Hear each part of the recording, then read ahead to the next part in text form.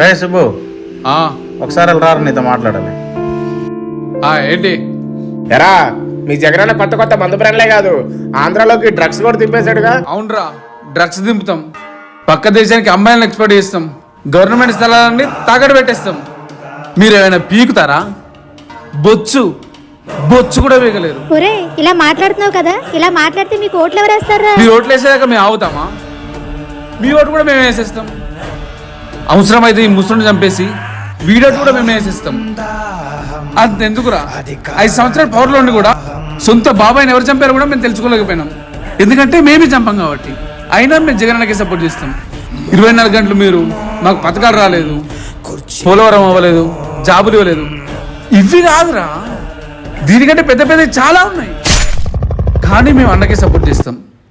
అవ్వ ఎందుకురా మీకు ఇవన్నీ? No, that was my dream. మంచి వాళ్ళే వేసినాం.